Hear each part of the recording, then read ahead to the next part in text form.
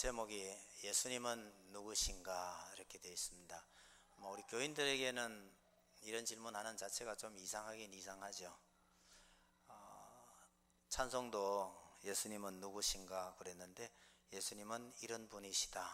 4절 계속해서 그게 반복이 됐는데 거기에 쓰여져 있는 단어들을 좀 유심히 봐볼 필요가 있습니다. 예수님은 우리에게 이런 분이시다 그렇게 말하죠. 우리는 그렇게 말하는데 일반적으로 사람들은 예수님 어떤 분이냐고 물으면 뭐라고 대답할까요? 이런 걸 알려면 책을 뒤지든지 인터넷을 뒤지든지 해보면 나오는 답이 있습니다. 어떤 철학책 하는 거는 왜냐하면 그 인간의 사조 생각들을 쭉 연대별로 정리한 이런 책에 예수님에 대해서 뭐라고 정돈해 놨느냐 한번 읽어볼게요. 기독교의 시조. BC 4년경 로마 제국의 식민지였던 갈릴리에서 태어난 유대인 목수. 억압받고 차별받아온 사람들의 해방을 위해서 노력한 지도자의 한 사람. 사후에 그가 부활하였다는 신앙이 생겨나서 유태교와는 이질적인 기독교가 성립하였다. 책에 그렇게 되어 있어요. 예수님을 잘 묘사하고 있는 건가요? 아니면 예수님을 이렇게 잘 높이고 있는 건가요? 아니면요? 우스운 얘기인가요? 이게 철학적으로 옛날에 유명했던 사람들을 이렇게 잘 정돈한 그런 책에 기록되어 있는 예수님이 누군가에 대해서 설명한 글입니다. 잘 설명하고 있나요? 우리가 보기에는요, 이 철학하는 사람들이 원래 가장 지혜로운 사람이라는 뜻이 철학하는 게, 철학자가 원래 가장 지혜로운 사람이에요. 우리나라 철학은 약간 이상하게 되어 있지만. 근데 이런 철학자들이 예수님에 대해서 이렇게 묘사했다는 것은 우리가 보기에는요, 예수님에 대해서 전혀 모른다는 뜻입니다. 이분들은 성경도 안 읽나? 여하튼 예수님에 대해서 전혀 모르는 사람들이죠. 옛날 우리 아이들 공부할 때 보면 교과서에도 나와요.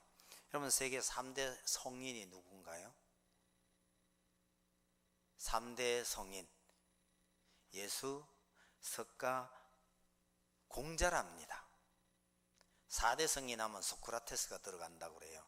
아이들이 이런 거 갖고 논쟁을 하긴 하는데, 여러분, 예수님을 세계의 3대 성인 중에 그것도 제일 1번으로 꼽으면 예수님을 엄청나게 칭찬하는 건가요? 아니면 잘 못 보고 있는 건가요?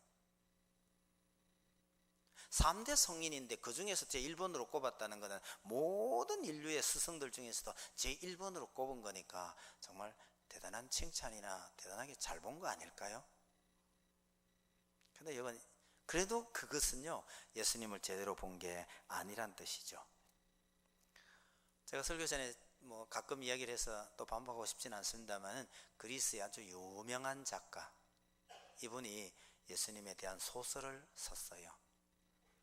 이분이 쓰고 싶었던 것은 예수님을 묘사하는 데 있는 게 아니고, 그리스 사람들은 원래 추구하는 목표가요, 완전한 인간, 이상적인 인간이 어떤 인간인가, 이런 거에 대해서 그 사람들 굉장히 추구하는 바가 있어요. 그래서 그 사람들이 추구하는 인간상을 보면 나라를 말아먹기 좋겠다 싶은 인간들이 드러나와요.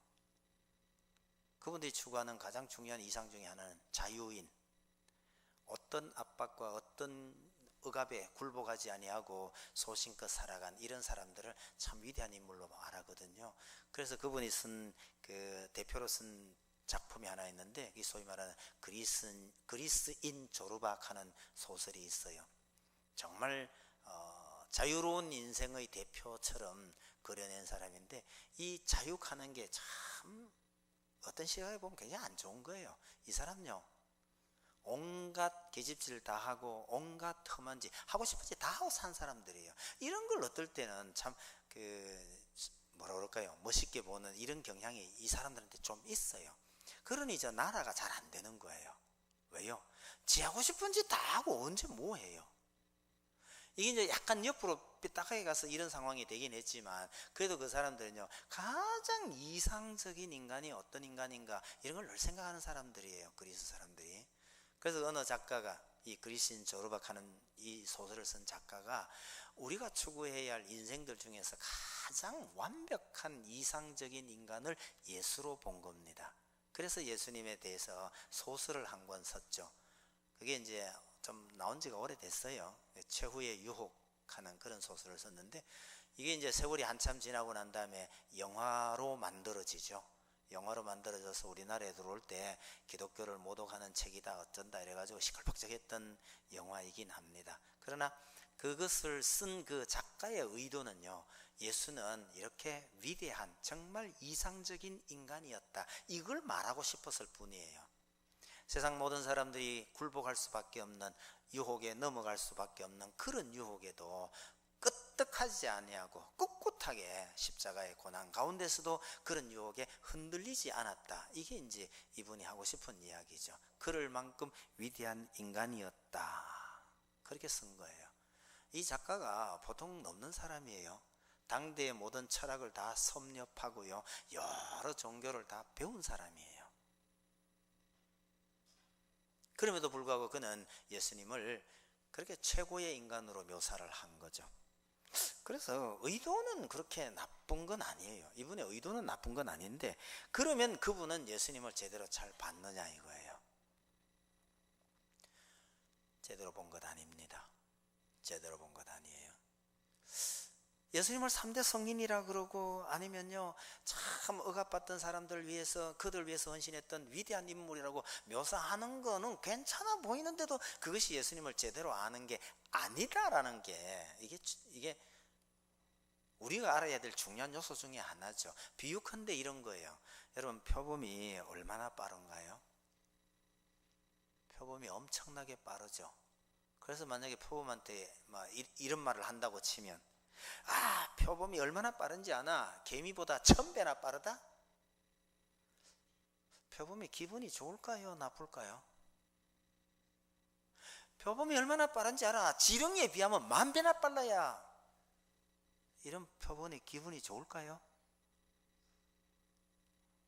10,000배나 빠르면 얼마나 빠른 거예요? 그렇더라도 표범의 빠르기를 비교하는데 어디 할 게 없어서 개미하고 지렁이 불러다가 얘기하냔 말이에요. 그걸 보고 표범이 1000배 빠르다 10,000배 빠르다 그러니까 참 기분 좋다고 하면 그 머리 나쁜 표범이에요. 여러분, 우리가 예수님을 상대로요 위대하다고 이런저런 방면으로 많이 설명을 해도 그게 비교가 잘못된 것이, 다른 인간에 비해서 위대하다고 말하는 한 그건 잘못됐다는 뜻이에요. 어디 비교할 데 없으면 예수님을요 다른 인간과 비교해서 성인이다 위대하다 그렇게 말하느냐는 거예요.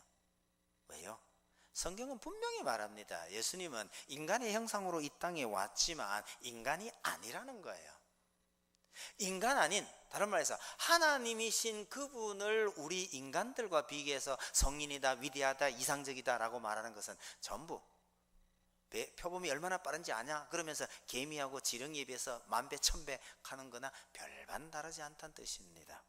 그래서 예수님을 인간 중에 한 사람 혹은 위대한 인간이라고 말하는 순간에 예수님을 제대로 아는 게 아니라는 거예요. 예수님께서 제자들에게 물으셨어요. 사람들이 나를 누구라고 그러느냐? 그런데 제자들이 들려준 답변은요 다 훌륭한 사람이란 뜻이에요. 때로는 엘리야라 그러고, 어떤 사람은 구약의 선지자 중에 한 사람이라 그러고, 또 어떤 이는요 죽은 세례 요한이 부활한 사람이다 이렇게 말하는데, 이거 다 인간으로 치면 위대한 사람들이에요. 그 말이 예수님을 제대로 표현한 거 아니더라는 거죠. 예수님께서 베드로에게 물으셨어요. 너희는 나를 누구라고 그러냐? 그랬을 때 예수님께서 참 칭찬하셨던 답이 바로 그거죠. 주는 그리스도시요. 그리스도시요 하나님께서 보내신 메시아란 뜻이에요. 주는 그리스도시요 살아계신 하나님의 아들이시니이다. 이랬을 때에 예수님께서 베드로에게 엄청나게 칭찬하셨잖아요. 이게 예수님께서 기뻐하셨던 답입니다. 예수님을 성인이나 위인이라고 하는 사람들, 가령 예를 들어서 예수님은 3대 성인 중에 한 분이십니다 라고 하는 그분이요, 성경을 펴들고 베드로가 말했던 이런 답변을 딱 보는 순간에요, 둘 중에 하나입니다. 베드로의 고백을 인정하든지, 그렇지 않으면요, 아, 예수는 사기꾼이었구나, 이렇게 결론 내려야 합니다. 왜요? 예수님 자신이 내가 그리스도요 하나님의 아들이다 라고 말하고 있는데, 이 말은 안 믿으면서 예수는 위대한 성인이다 이럴 수 있나요? 예수님의 이 말을 안 믿는다면 예수님은요, 거짓말 중에서도 제일 큰 거짓말을 한 사람이죠. 그런 사람은 어떻게 성인이라고 믿는지 이게 이해가 안 되는 거예요. 예수님께서 이런 말씀을 하셨는 줄도 모른 채 예수님을 성인이다, 위인이다 그러고 있는 거, 이것도 참 웃기는 이야기예요. 앞뒤가 안 맞는 얘기란 얘기죠. 예수님을 하나님의 아들로 인정하지 않으면 예수님의 말씀 중에 상당수는요, 사기나 마찬가지다, 그렇게 말할 수밖에 없는, 쉽게 말해서 안 믿는 사람들을 향해서 예수님은 크게 도전하고 있으시다는 것을 우리가 알 필요가 있는 겁니다. 우리가 예수님에 대해서 잘 안다고, 잘 알고 계시겠지만 오늘 읽은 이 본문을 통해서 예수님이 어떤 분이신지 한 번 더 상고해 보려고 합니다. 오늘 본문 이 앞쪽에는요, 안식일 논쟁 때문에 예수님께서 고의적으로 안식일을 어기시기도 하고, 그 당시에 서기관들과 바리새인들이 생각했던 안식일하고는 전혀 다른 얘기를 하셔요. 이 사람들은 안식일을 지키기 위해서 목숨이라도 걸 사람들인데, 이 사람들이 보기에는 저 예수는 안식일을 부정하고 안식일을 깨고 있다라는 생각이 들어서 저 예수를 죽여야 되겠다, 그렇게 벼르고 있는 거죠. 그런 반면에 백성들은요, 병자를 고치고 귀신 들린 사람 쫓아내고 심지어 눈 멀고 말 못하는 사람을 고치니까 백성들은요, 환호를 하는 겁니다. 다윗의 자손 예수, 우리가 기다리고 있던 다윗의 자손 바로 그분 아니냐, 이렇게 말하고 있으니 이 바리새인들이 뭐라고 그러냐면요, 저 예수는 바알세불을 힘입어 귀신을 쫓아낸다. 바알세불이라는 거예요. 바알세불은 우리식으로 하면 귀신의 왕이란 뜻입니다. 예수를 보고 귀신의 왕이라고 하는 것은 가만히 생각해 보면요, 능력은 인정한다는 뜻이에요. 아니, 병든 자가 낫고 말 못하는 사람이 말하게 되는 거니까 이 능력은 인정하지 않을 수가 없죠. 능력은 인정하겠는데 그 능력이 어디서 왔느냐? 귀신의 왕, 귀신한테, 귀신을 등에 업고 저런 능력을 행한다, 그렇게 말하는 거죠. 여러분, 똑같은 일을 보고 백성들은 다윗의 자손이라고 말합니다. 이것은 하나님께서 보내신, 우리가 기다리던 메시아란 뜻이거든요. 백성들은 메시아라고 인정하는데 이 바리새인들은 왜 귀신의 왕이다라고 말하느냐는 거죠. 여러분, 똑같은 일을 봐도요, 이 해석이 다른 때는 굉장히 많습니다. 사실은 굉장히 많아요. 똑같은 걸 봤다고 해서 똑같은 말을 하는 게 아닙니다. 왜 그렇죠? 마음 상태가 다르기 때문에 그런 거죠. 여러분, 우리가 무언가를 봤다면요, 보고 가능하면 그거 본 거에 대해서 좋게 말하면 안 좋겠냐 싶은데, 사람들은 약간 심성이 비뚤어져 있으면 똑같은 걸 보고도 좋은 말 하기보다는 좀 안 좋은 말을 많이 해요. 공부 잘 못하던 아이가 갑자기 성적이 오르면 뭐라고 생각하나요? 아, 얘가 요즘 참 공부를 열심히 하는 것보다, 이렇게 생각하면 좋은데요, 삐딱하게 뭐라 그럽니까? 너 컨닝 했지? 이 말이 먼저 나오는 거예요.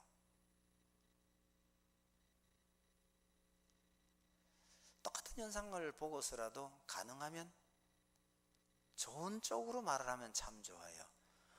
뭐 빌리러 온 사람이 있잖아요. 뭐라고 한지 아세요? 목사님, 두통약 없죠? 그렇게 물어요. 제가 한마디 합니다. 없죠 하면서 말라 빌리러 오노? 똑같은 말이지만 뭐라고 물어야 되죠? 두통약 있죠? 이렇게 물으면 주는 사람, 그래, 있죠. 그래, 있는 줄 용케도 안 해. 그거 줄 수 있잖아요. 없죠? 이러면 저 꼭 한마디 해요. 없는 거 뭐라고 하긴 하니? 똑같은 말인데도 이게 표현하는 게 이런 차이가 있을 수 있다는 거 기억을 한번 해 보실 필요가 있습니다. 정말 구두쇠가요, 어느 날 갑자기 인심을 쓰고 돈을 펑펑 씁니다. 그럼 사람들이 뭐라 그래요? 좋은 말 해주면 좋잖아요. 야, 어디서 뭐 갑자기 눈먼 돈이라도 생겼냐? 꼭 한 쪽으로 이야기하는 경우가 참 많아요. 왜 그런가 하니까 우리 대부분의 사람들이요, 마음이 좀 빼딱해져 있어요. 바리새인들은 얼마나 빼딱해져 있었으면요, 예수님께서 그 행하시는 그 능력을 보고 하나님께 감사해야 될 건데, 백성들은 그렇게 하고 있는데 이 백성들이, 지도자라는 양반들이 귀신의 왕을 힘입어서 쫓아낸다 이러고 있는 거예요. 마음이 얼마나 삐뚤어져 있으면, 아니 예수가 얼마나 꼴이 보기 싫었으면 그 능력을 인정하지 않을 수 없으면서도 예수를 보고 저거 완전히 귀신 아니야? 바알세불 아니냐? 이런단 말이에요. 근데 바리새인들의 이 주장은 사실은 앞뒤가 좀 안 맞아요. 여러분, 사람들이 앞뒤 안 맞는 일, 앞뒤가 안 맞는 말을, 어거지 비슷한 말을 얼마나 많이 하는지 모릅니다. 누군가가 싫어서 억지를 부리려면요, 사실은 금방 들통날 거짓말도 그냥 예상스럽게 해요. 한때 유명했던 말 있죠. 탁치니 억하고 죽더라. 여러분, 사람이 죽었는데 변명을 한다고 하는 게, 그게 그래서 그게 변명이 되냔 말이에요. 본인은 된다고 생각했는지 모르겠어요. 요즘 신문도 보면 참 사람들이 한 번 말했으면 끝까지 가야 되는데 이 말이 자꾸 바뀌어요. 자꾸 바뀌어요. 왜 뻔하게 들통날 거짓말을 억지로 자꾸 그리 하려고 그러는지 모르겠어요. 차라리 예, 제가 받았습니다, 잘못했습니다, 이러면 어떨는지 모르겠는데요, 자기 무덤을 자기 스스로 자꾸 파더라고요. 왜 그렇습니까? 자꾸 억지를 부리니까 그렇게 되는 거예요. 이 바리새인들이요, 저 예수의 전능력은 귀신으로 말미암는 것이다 이렇게 말하는 순간 이미 진 거예요. 그 예수님과 논쟁하는 것들, 신약 성경을 보면서 예수님과 이렇게 논쟁하는 걸 보면요, 예수님께서 이게 논쟁을, 말을 이렇게 바로 잘 안 하시고 동문서답이거나 삐딱하거나 이상하게 가는 경우가 참 많아요. 그 예수님이 대적자들과 싸우는 그 방법 중에 하나인데요, 그거 유심히 보면 참 재밌는 거 많습니다. 어떨 때는 동문서답으로 피해 가버리셔요. 제가 기억하는 것 중에 제일 재밌는 거는 가이사의 것은 가이사에게 가는 거 이거예요. 세금 낼까요 말까요? 이런 물었거든요. 아주 교묘한 질문입니다. 세금 내라 그러면 백성들이 싫어해요. 세금 내지 마라 그러면 로마에 대한 반항이에요. 이래도 걸리고 저래도 걸리는데 예수님께서 데나리온이 있으면 하나 가져와 봐라 이러잖아요. 데나리온은 꽤 큰 돈입니다. 그리고 그 안에요, 그 황제의 얼굴이 그려져 있었기 때문에 유대인들은 갖고 있지 않았어요. 근데 그거 하나 가져와 봐라, 가져왔어요. 자, 여기에 그려진 이 그림이, 이 화상이 누구 것이냐 이랬더니 가이사의 것입니다 이랬거든요. 그럼 가이사의 것은 가이사에게, 하나님의 것은 하나님에게, 이렇게 대답하셨단 말이에요. 여러분, 이게 얼마나 말 안 되는 얘기인지 아세요? 말도 안 되는 말에 이 사람들이 넉다운이 돼서 물러났는데, 가만히 생각해보면 이거 정말 말한다는 이야기예요. 5만 원짜리 하나 가져와 보세요. 갖고 왔어요. 여기 있는 이분이 누구죠? 예, 신사임당입니다. 아, 그러면 신사임당 것은 신사임당에게 드리시오. 이런 말 돼요 이거? 그 돈 누구 거예요? 내 거죠. 가지고 있는 내 거죠. 그게 왜 심사임당하고 무슨 관계 있어요? 아무 관계없는 이런 걸 걸고 넘어져서 예수님께서 가이사의 것은 가이사에게 이래 버렸는데요, 이 말하는 사람들이, 도전했던 사람들이요, 멍해가지고 다운돼 버린 거예요. 여러분, 이거 예수님의 수법 중에 한 가지입니다. 이런 걸 자세히 보면요 참 재밌어요. 직접 맞다 가지고 싸우는 경우보다가는요, 논점을 이상하게 비틀어서 이기는 경우가 훨씬 더 많아요. 그래서 사람들이 이렇게 물었는데 왜 예수님께서 저렇게 답변하실까, 이게 이해 안 될 때가 참 많아요. 그런데 예수님께서 답변하신 것 중에 공격을 받아서 아주 쉽게 간단하게 해결한 게 요 답변입니다. 요건 참 쉬워요. 예수를 보고 귀신을 힘입어서 귀신을 쫓아낸다 이러니까 예수님께서 아주 간단하게 이건 제압해 버립니다. 야, 내가 귀신의 왕이면 왜 귀신을 쫓아내겠냐? 그렇죠? 내가 귀신의 왕이면 내가 왜 귀신을 쫓아내겠냐? 내가 만약에 귀신을 쫓아낸다면 이건 집안이 스스로 망하는 꼴 아니냐? 내가 왜 그러냐? 이렇게 멍한 소리 들을 줄도 모르고 그렇게 용감하게 답변을 했단 말이에요. 그 다음 하나 더 한 건 뭐냐면요, 내가 그러면 귀신을 쫓아내면 바알세불을 힘입고 쫓아낸다 치자, 너희 아들들은, 너희는 그러면 누구 덕분에 귀신 쫓아내냐? 너희도 그럼 바알세불이냐? 이렇게 물으시는 거예요. 이건 우리나라에서 유명한 말하고 똑같아요. 내가 하면 로맨스요, 남이 하면 간통이요, 그거냐? 이런 얘기거든요. 여하튼 예수님 보고 바알세불이라고 그랬다가 사실은 잭소리 못하고 물러나는 거죠. 이 이야기 뒤편에 뭐가 나오느냐면, 예수님은 하나님으로부터 온 분이 틀림없다라는 명확한 증거가 있는데도 불구하고 고의로 그걸 어거지로 비틀면서 귀신의 짓이다라고 말하는 이런 사람들의 죄가 성령 모독죄입니다. 여러분, 성령 모독죄가 뭐냐? 믿을 만한 충분한 근거가 있는데도 불구하고 억지를 부려가며 예수를 안 믿는 것이 성령 모독죄입니다. 이 바리새인들을 향해서 예수님께서 그렇게 말씀하시죠. 마음이 그렇게 비뚤어져 있으니 그렇게 능력을 바라시는 예수님을 보고 귀신의 왕이다 라고 말했던 거예요. 이렇게 고약한 인간들이 지금도 얼마나 많은지 모릅니다. 교회가 좋은 일을 해도요, 콕 뺐다하게 어떻게 흠집내려고요. 여러분, 좀 전에 나온 통계입니다만은 한국에서요, 누군가를 돕자, 무슨 좋은 일을 하자 이래서 모금을 하게 되면요, 그 모금액의 70%는 교회가 냅니다. 20%는 어디서 낼까요? 천주교에서 냅니다. 10%가요 불교에서 나옵니다. 통계 수치가 그렇게 나와 있어요. 그래서 기독교인들이 뭘 헌금을 하거나 누구를 도웁시다 이럴 때요, 이게 액수가 많아요. 그런데도요, 욕은 누가 누굴 향해 하는지 아세요? 돈도 안 내는 사람들이 자꾸 흠집을 잡고 욕을 해대고 그러고 있어요. 교회를 향해서 비난 많이 하고 뭐 하는 사람들이 남을 위해서 돈 쓰지 않아요. 그것도 참 웃기는 얘기입니다. 사람들이 그렇게 비뚤어져 있다고 보시면 크게 다르지 않을 겁니다. 그 다음에요, 이 백성들, 이 무리들은 예수님의 그런 모습을 보고 다윗의 자손이라고 외칩니다. 이 다윗의 자손 가는 것은 하나님께서 보내신 메시아다 그런 뜻이고, 다윗이 직업이요, 양이라고 그러지 마세요. 어릴 때 잠깐 했을 뿐이에요.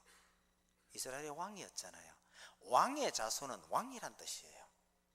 그래서 이스라엘 백성들이 기다리던, 하나님께서 보내시겠다고 하셨던 바로 그 왕이 오셨다 이런 뜻이거든요. 하나님으로부터 오셨다 그러니까 예수님을 잘 본 것 같아요. 그러나 문제는요, 그 백성들이나 예수님의 제자들이나 전부 다 이게 정치적인 왕으로 본 거예요.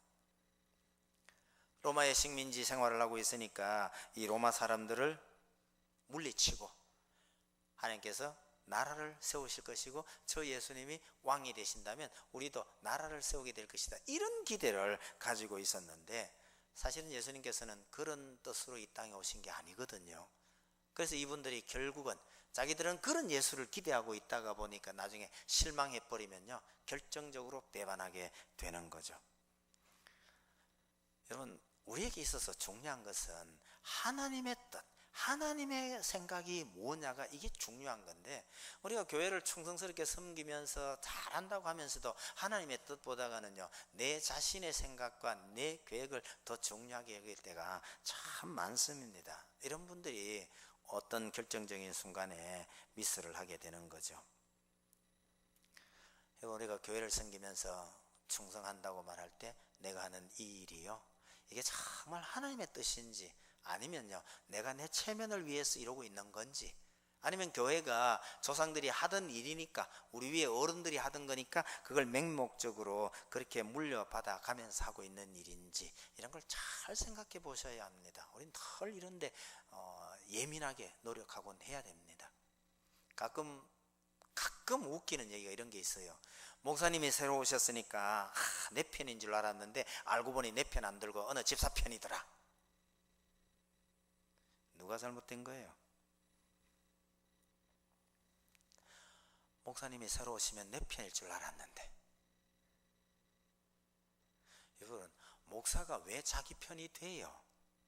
뭐가 잘못된 거죠? 여러분, 제대로 된 목사라면요, 철저하게 하나님 편이어야 하고, 교인도요, 목사님은 내 편, 장로님은 누구 편, 이럴 게 아니고 자기도 그렇고 목사도 그렇고 장로도 그렇고 누구도 그렇고 전부 다가 뭐예요? 하나님 편이어야죠. 근데 왜 교회 안에서 네 편, 내 편을 따지고 이러고 있느냐 말이죠. 이 자체가 잘못되어 가는 겁니다. 백성들이 예수님을 향해서 다윗의 자손이라고 그렇게 열렬히 환영하고 있지만 하나님의 뜻과 약간 무관한, 하나님과 뜻과 상관없는 이런 생각으로 예수님을 맞이하고 기뻐하고 그랬기 때문에 결정적인 순간에 큰 잘못을 저지르게 되는 거죠. 이런 예수님을 통해서, 이런 예수님을 보고 그럼 하나님은 뭘 하시느냐는 말이죠. 여러분, 이 본문 다시 한번 더 봅시다. 18절요. 이 예수는 이사야 선지자가 예언한 대로, 18절입니다. 내가 택한 종, 내 마음에 기뻐하는 자, 내가 사랑하는 자, 내가 내 영을 그에게 줄 터이니까, 하니까 내가 영을 부어준 자, 이렇게 되죠. 이 여러 가지 표현을 한마디로 간단하게 요약하면 예수는 누구예요? 내가 택한 종이요, 기뻐하는 자요, 사랑하는 자요, 내 영을 그에게 준, 그 말이면 나하고 생각이 똑같은 자, 이런 뜻입니다. 그럼 이게 누구예요? 하나님의 아들이란 뜻입니다. 다른 복음서에 보면 예수님을 향해서 하나님께서 친히 음성을 들려주시기를, 이는 내 사랑하는 자니, 내 사랑하는 아들이니 너희는 그의 말을 들으라, 이런 음성을 들려주셨거든요. 이사야가 예언한 이 예수는 곧 하나님의 아들이라고 이야기를 하고 있는 거죠.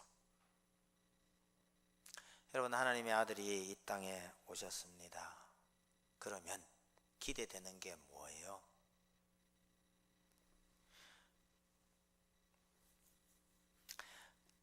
하나님의 아들이 이 땅에 오셨다 하니까 우리가 기대가 잘 안 되는데, 예를 들어서 이렇게 한번 봅시다. 왕의 아들이 여기 왔다면요,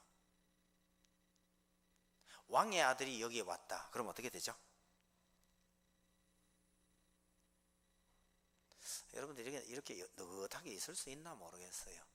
제가 군대 생활을 이쪽에 포천에 그 5군단 본부대, 6군단 본부대네요. 5군단 지역 안에 있었기 때문에 제가 좀 헷갈리는 측면이 있습니다만 6군단 본부대 안에 있어요. 그 안에 우리 대장님은 별이 3개고요. 참모장은 별이 하나고 이렇습니다. 가끔 이 군단장은 주로 헬기 타고 나타나고요. 그 참모장 별 하나는 저 세단 같은 차를 타고 한번 샥 나타납니다. 오늘 참모장님 오신다 그러면요, 부대 안에 방위병들이 좀 있었는데 혹시 용서하셔요. 방위병들은 절대 눈에 띄면 안 됩니다.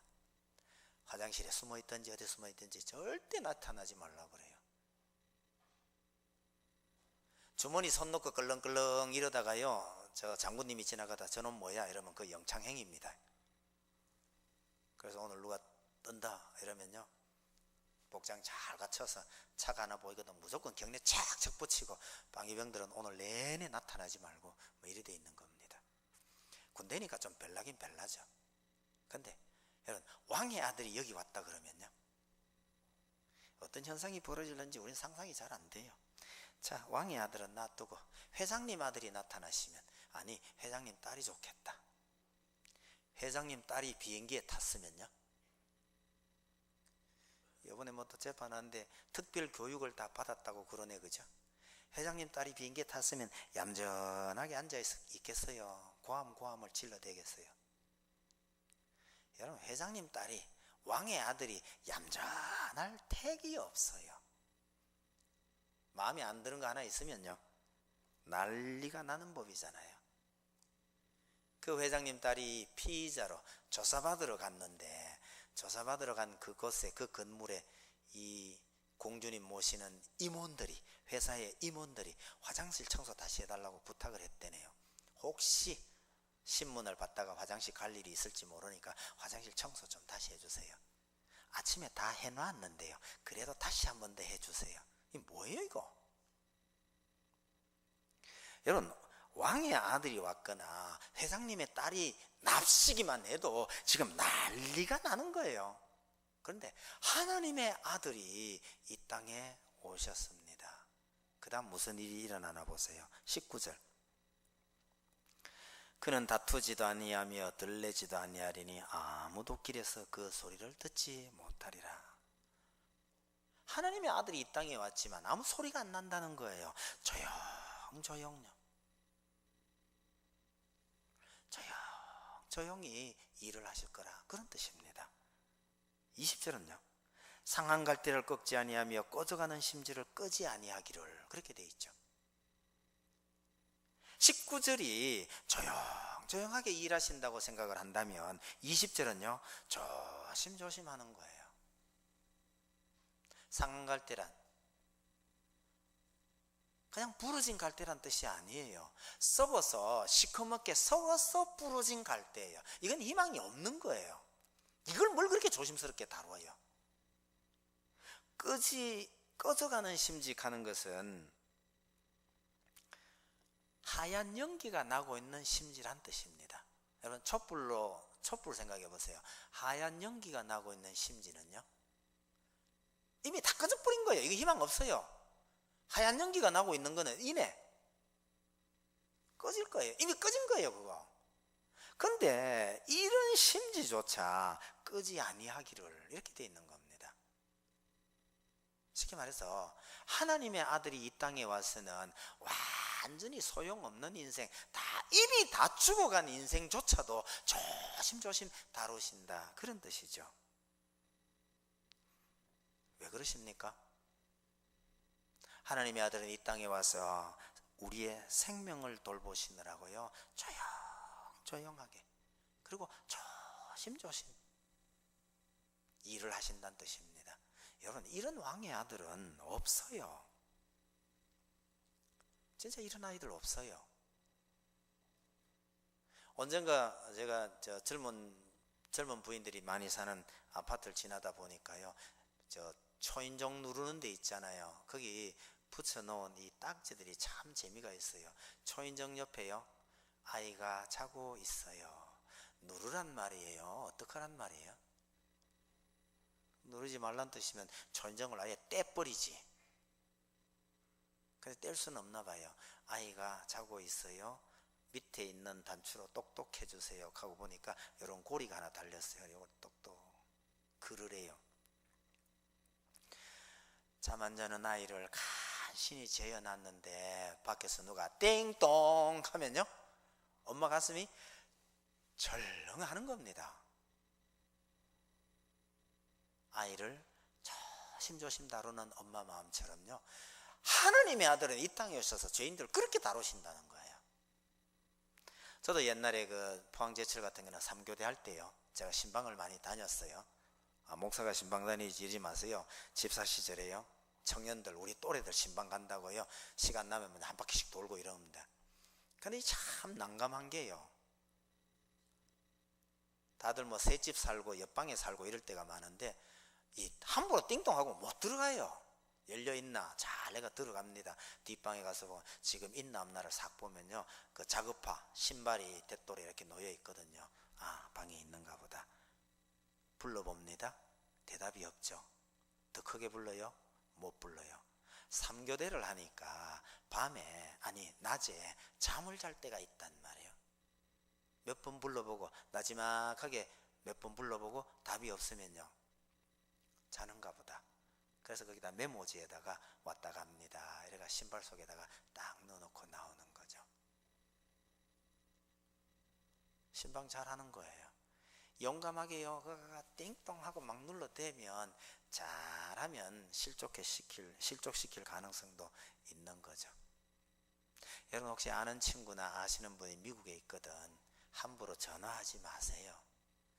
낮에 잘 놀다가요, 아참 이거 잊어버리기 전에 전화 좀 해야 되겠다. 그래서 전화를 탁 걸면요, 그 친구 지금 뭐 하고 있는지 아세요? 한밤중이에요. 한밤중에 자고 있는데 전화가 오면 얼마나 신경질 납니까? 이게 내 생각만 하는 거예요. 내 생각만. 우린 낮이니까. 우리가 낮이면 거기는 한밤중인데 그냥 전화 걸어가, 야 잘 있나? 잘 있긴 뭘 잘 있어요. 우리는 그럴 수 있어도 이 땅에 오신 하나님의 아들 독생자는요, 조심조심 조용조용 백성들을 돌본다는 거예요. 왜요? 우리의 생명을 다루기 위해서 오신 분이니까. 조심조심 가면 저 생각나는 거 있는데요, 옛날에 우리 어머니가 콩나물 기른다고요, 새벽에도 물 주고 한밤중에도 물 주고 자꾸 그러길래 좀 안 돼가지고, 새벽에는 내가 물 줄 테니까 새벽에 너무 일찍 이러지 마세요 그랬더니 물 주는 훈련을 시키더라고요. 여러분, 콩나물 물 덜렁덜렁 준다고 되는 거 아니에요. 반드시 가서 손 씻고, 비누 갖고 씻으면 안 된다.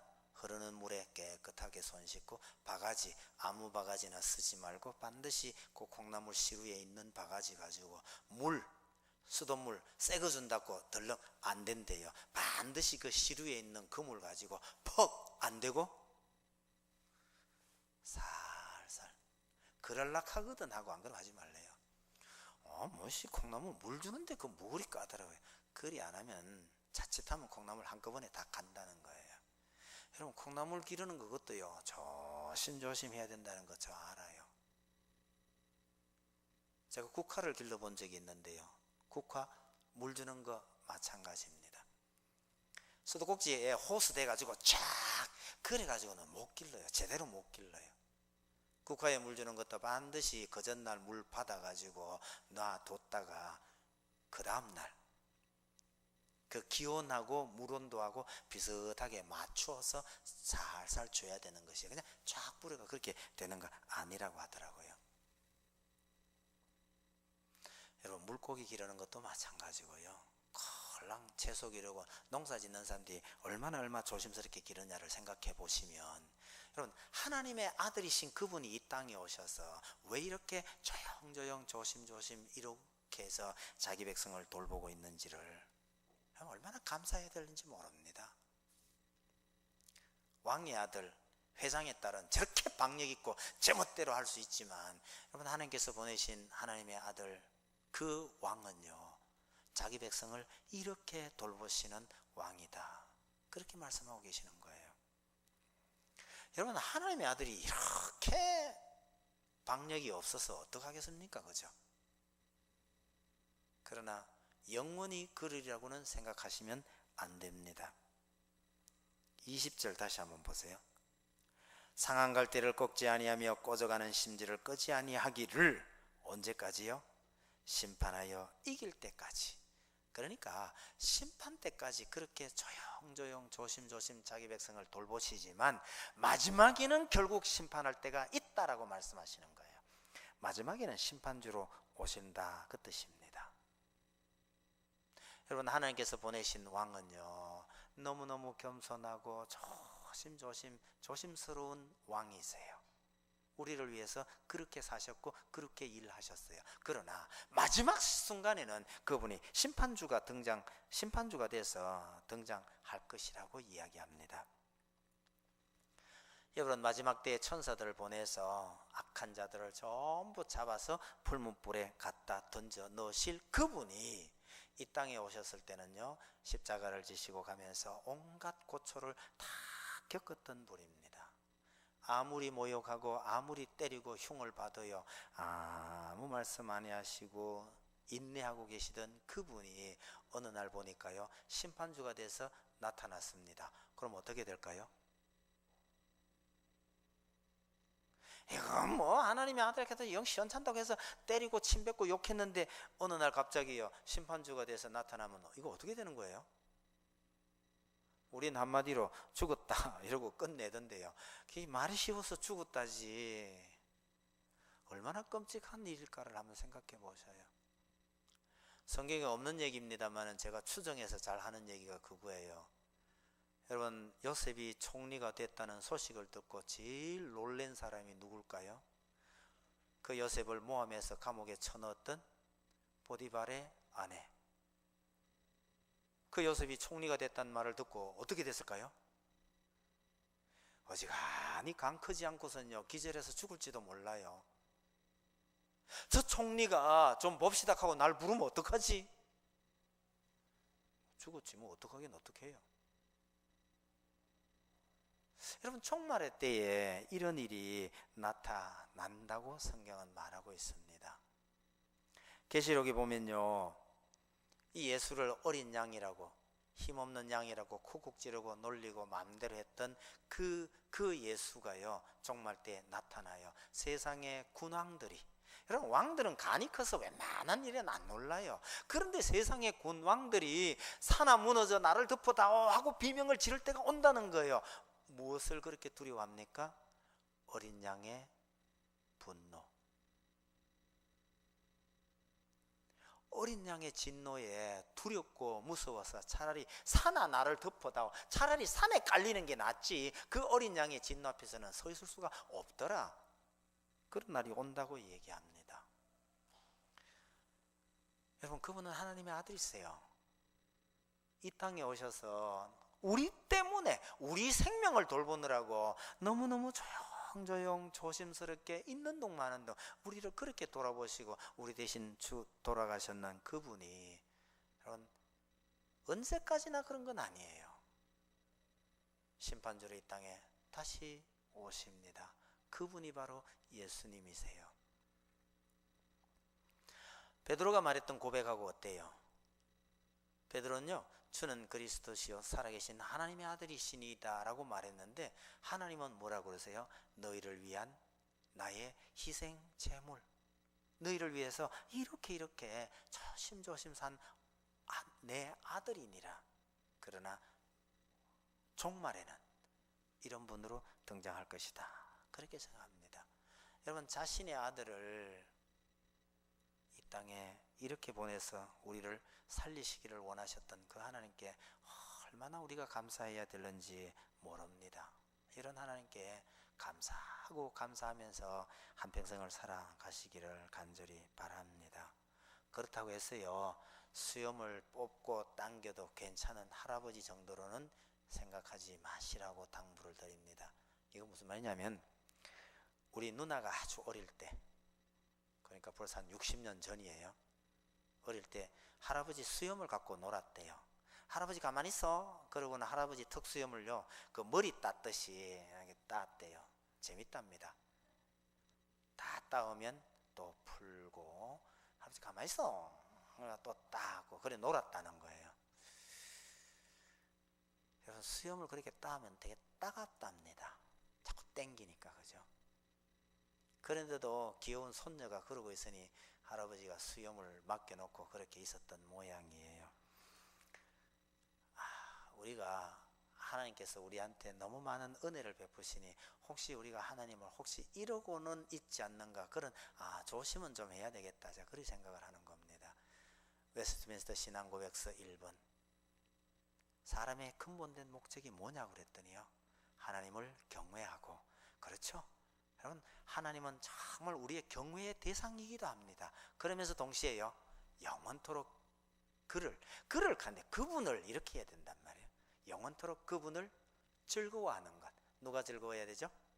우리가 즐거운 거예요. 그분을 생각하면 우리가 너무너무 즐거워요. 하나님과 우리 사이가 그런 관계이면서 동시에 우리는 그분을 경외하는 그런 관계에 이어야 한다는 거죠. 예수님께서 제자들에게 물었어요. 사람들이 나를 누구라 하느냐? 이 베드로의 답변을 예수님께서 참 기뻐하셨어요.